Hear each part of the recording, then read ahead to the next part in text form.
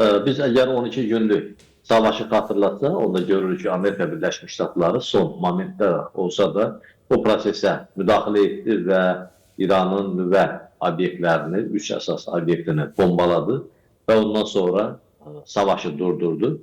Amma bu savaşı Amerika Birləşmiş Ştatları Donald Trump durdursa da, amma məsələ həllini tapmadı. Çünki nə İsrail istədiyini tam şəkildə ala bildi, nə də İran istədiyinə nail ola bildi. Bundan başqa hələ o zamandan da bəlli idi ki, İranın zənginləşdirdiyi 400 kiloqramdan artıq uranın taleyi ilə bağlı məsələ açıq qalır və onun harada gizlədildiyi məlum deyil. Və Netanyahunun Amerika Birləşmiş Ştatlarına təxminən bir həftə öncə etdiyi səfərdə də müzakirə olunan məsələlərdən biri də məhz həmən uranın taleyi ilə bağlı olan məsələ idi və Netanyahu tələb edir ki, həmən zənginləşdirilmiş uran beynəlxalq nəzarətə verilsin, eyni zamanda İranın nüvə obyektləri də beynəlxalq nəzarətə götürülsün və bununla da İranın nüvə proqramı məhdudlaşdırılsın. Əlbəttə ki, ikinci əsas istək İranın ballistik raket istehsalı ilə bağlı potensialı məsələsidir ki, həm Amerika Birləşmiş Ştatları, həm də İsrail bunu durdurmaq istəyirlər və bununla bağlı artıq müəyyən bir müzakirələr də gedib. Diqqət edirsə, məhz bu görüşmə, Floridada olan görüşmədən sonra İranda da bir kütləvi etiraz aksiyaları başlayıb və İranın çox böyük coğrafiyasının bu etiraz aksiyaları artıq yayılıb coğrafiyaya və artıq bu etiraz aksiyalarının özünün də həm forması, həm maştabı kifayət qədər ciddidir və onun tərkibi çox maraqlıdır. İndiyə qədərki etiraz aksiyalarında bu və ya digər formada hansısa təbəqələr iştirak edirsə, bu dəfəki aksiyaların keçirilməsinin əsas səbəbi bir neçə faktorla müəyyən olunur. İlk növbədə elə bu rejimin özündən qaynaqlanan məsələsi ki, rejimin özündə həm insan haqları, həm milli, etnik kimliklərin haqları tapdalanır. Ümumiyyətlə, bundan başqa həm də İranda bir inşaatçılıq və korrupsiya, rüşvət geniş yayılıb ki, bu da cəmiyyətin narazı salan məsələlərdən biridir və gözlənilən də baş verdi. İranın valyutası zaman-zaman ciddi şəkildə dəyər itirildi və son müddətdə bu olduqca yüksək sürətlə baş verdi və təxminən İran demək, realı dəyərini qısa müddətdə 70%-ə qədər itirdi ki, bu da artıq həm iqtisadiyyatı, eyni zamanda iqtisadiyyatla məşğul olan iş adamlarının, sahibkarları, tacirləri və s. ciddi şəkildə təsir elədi ki, məhz bunun nəticəsində də İranın ən böyük bazarlarından biri olan Tehran bazarı bağlandı və bazar belə də əhli, yəni ticarətlə məşğul olan tacirlər, satıcılar və digər iş adamları etirazlara qoşuldular ki, bu molla rejimi üçün gözlənilən bir hadisə deyildi. Məhz xatırlayırsaq, Şah rejiminin də yıxılmasında məhz o zamanki bazarların, bazar əhlinin bu prosesə dəstək verməsi ciddi şəkildə prosesləri yönünü dəyişdi. İndi də əslində belə bir hadisə baş verməkdədir və qısa müddətdə iqtisadi tələblərlə başlayan bu etirazlar siyasi tələblərə keçib və diktatora ölüm, artıq Xameneinin posterlərinin və onun portretlərinin yandırılmasının biz şahidi oluruq. Bundan başqa rejimin əsas müdafiəçisi olan polis və Sepah qərargahlarına hücumu biz görürük. Bunlar ciddi hadisələrdir və müəyyən hallarda biz etirazçıların əlində hətta avtomat silahları görməkdəyik ki, bu da ciddi bir xəbərdarlıq sayıla bilər. Və ən nəhayət etirazlarla bağlı İran siyasi elitasında fərqli fikirlər var. İki fikir var. Bir, Prezident Pezeşkiyanın təklifi ondan ibarətdir ki, etirazçılarla danışıqlara gedilsin. Doğrudur, bu etirazçılar təşkilatlanmış vahid qüvvə deyil və onun lideri də məlum deyil, kiminlə danışılsın. Əslində Pezeşkiyanın fikri odur ki, İranda bu proseslərə rəvac verən sistem dəyişikliklərə getməlidir, islahatlara getməlidir. İkinci xətt Xameneinin xəttidir və Xameneinin çıxışında da o bildirdi ki, etirazçılarla diyaloqa ehtiyac var, amma onlar yerində oturulmalıdır. Yəni əslində diyaloq sadece olarak bir başkadır. Görüntü xətrinə, bəli. Görüntüdür, bəli. İkinci əsas məsələ yerində oturdurulmalıdır əmridir ki, bu da indiyə qədər sınaqdan çıxmış metoddur və məhz buna görə də bunun üzərindən Donald Trump öz sosial şəbəkəsi açıqlamasında bəyan etdi ki, əgər indiyə qədər olduğu kimi İran rejimi etirazçılara divan tutmağa başlayacaqsa, o zaman Amerika Birləşmiş Ştatları sərt davranacaq. Yəni, əslində İranda baş verən bax bu etirazlarla xarici müdaxilənin bir əlaqəsi də müəyyən qədər görünə bilər. Əgər doğrudan da rejim sərt davranmağa, öldürməyə davam eləsə, o zaman Amerika Birləşmiş Ştatları prosesə qarışa bilər. Əslində İsrail başlayacaq. İsrailin əlində artıq müəyyən bəhanələr də var deyə bilərik. Söhbət o 400 kiloqram zənginləşmiş urandan gedir ki, İsrail onun təhvil verilməsini istəyir. İran rejimi buna yəqin ki, getməyəcək. Bu müəyyən bir əsas yaradacaq və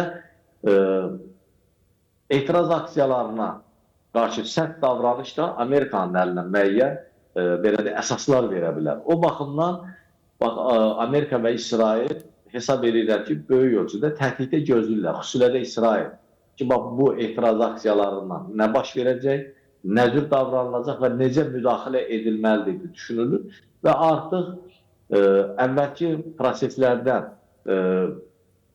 biraz da fərqli olaraq artıq İranda rejimin dəyişilməsi ilə bağlı və iddialı tərəflər də ortaya çıxıb. Birincisi, Amerika və İsrailin dəstəklədiyi Şahın oğlu ki, o keçən dəfə yenə də o zaman ortaya çıxdı, bu 12 günlük savaşda da ortaya çıxdı, İran xalqına müraciət elədi. Onun amma müraciətləri böyük əks-səda vermədi. Amma bu dəfə görünən odur ki, müəyyən əks-səda var və bəzi etirazçılar bu rejimin dəyişməsini və yerinə şah mütləqiyyətinin, yəni sülalə rejiminin gəlməsinə çağırış edirlər.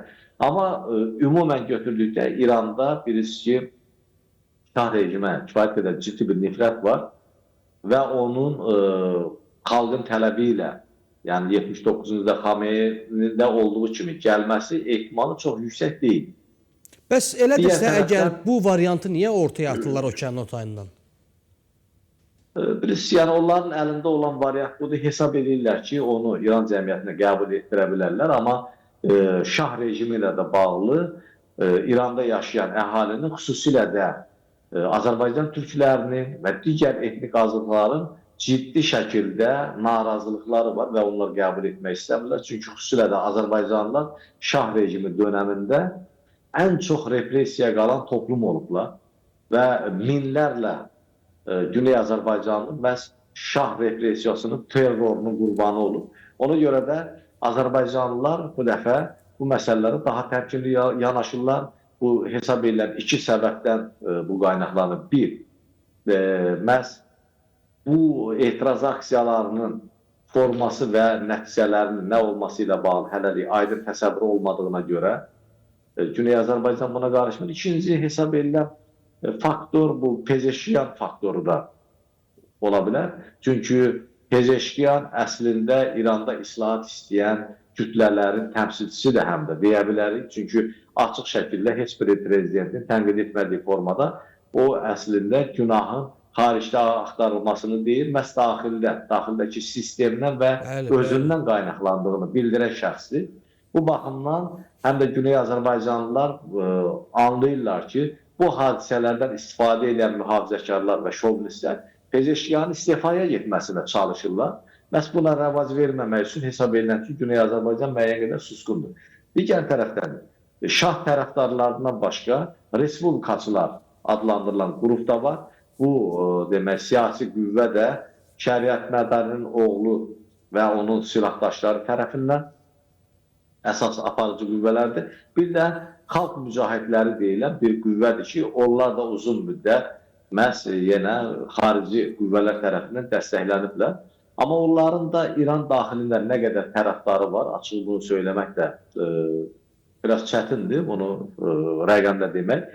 Bütün hallarda məsələ daxildə həll olmalıdır və Amerika, İsrail də zorla hansısa bir qüvvəni gətirib İranda əhalinin, yenə deyirəm, o hakimiyyətə gətirib onu saxlayamakda çətinlik çəkəcəklər. Çünki dövr də dəyişir və bütün hallarda xarici müdaxilə edən tərəflər bir formada daxildəki qüvvələrin də və ictimai rəyi də nəzərə almağa məcburdurlar. Bütün hallarda görünən odur ki, İsrail və Amerika Birləşmiş Ştatları artıq İranda bu rejimin dəyişməsində maraqlı olduqlarını gizlətmirlər. Və xüsusilə də rejimin başçısı ilə bağlı mövqeləri qətidir. Necə ki, 12 günlük savaşda xatırlayırsa Donald Trump bildirirdi ki, onlar Xameneinin yerini bilirlər, yəni ovucularının içindədir, istədikləri formada onunla davrana bilirlər, amma onu öldürmək hələlik niyyətləri yoxdur. Və görünən odur ki, bu mərhələdə əgər etirazçılara qarşı sərt davranılacaqsa və İsrail müdaxilə edəcəksə, o zaman artıq rejimin başsızlaşdırılması, lidersizləşdirilməsi prosesi gedə bilər. Necə ki, biz bunu Venezuela'da gördük. Doğrudur, mən Xameneinin orada olduğu kimi qaçırılacaq falan fikirlərini çox böyük ehtimal hesab etmirəm. Burada daha uyğun nə ola bilər? Lidersizləşmə prosesində onun dəqiq yerini bilməklə, dəqiq zərbə ilə onun aradan götürülməsi ola bilər. Və yaxud da Xameneinin özünün elə ölkəni tərk etməsi ilə. Bəli, və yaxud da ona ölkəni tərk etmək üçün imkan yaradıla bilər və yenə də rejim başsızlaşdırıla bilər və bunun üzərindən addımlar atıla bilər. O baxımdan kifayət qədər mürəkkəb bir proses gedir İran ətrafında və xüsusilə də nəzərə alsaq ki, Venezuela hadisələri yeni dönəmdə bir yeni mərhələnin başlanğıcında sayıla bilər. Bəli. Yeri gəlmişkən Oktay bəy, indi bir sualım da olacaq, vaxtımız məhdud olsa da, bəs bu hazırda ölkəni idarələyən faktiki şəkildə Sepahdır. Sepahın da sayı az deyil. Bunu necə neytrallaşdıracaqlar? Bilirsiniz, Sepahda da və digərlərində də kifayət qədər hesab edilən ki, Amerika Birləşmiş Ştatları və İsrailə işləyən agentura şəbəkəsi var. Necə ki, Maduro'nun ən yaxın ətrafından onu satdılar və ən məxfi məlumatlar Amerika tərəfinə ötürüldü. Eyni zamanda 12 günlük savaş zamanı biz İsrail kəşfiyyatının, o cümlədən Amerika kəşfiyyatının İranda necə rahat hərəkət etdiklərini gördük və görünən budur ki, bu alınan məlumatlar aşağı hansısa sıravi şəxslərdən alınan məlumatlar deyildi. Bunlar ən yüksək təpəldən alınmış məlumatlardır ki, onlar dəqiqliklə o zaman hələ baş qərargah rəisi, ordu komandanları, Sepahın aparıcı şəxslərini və digərlərini, o cümlədən bəzi nüvə alimlərini sıradan çıxartdılar. O baxımdan düşünürəm ki, Sepah daxilində də, İran kəşfiyyatında da, o cümlədən İran ordusunda da yetərli qədər İsrail və Amerika ilə əlaqəsi olan şəxslər var. Və burada mən Əhmədinecadın bir maraqlı fikrini xatırlatmaq istəyirəm. Adam bildirir ki, o zaman onlar İran kəşfiyyatında Mossad əleyhinə bir masa qurdular. Sonunda məlum oldu ki, elə həmən şəxs Mossad agentiymiş.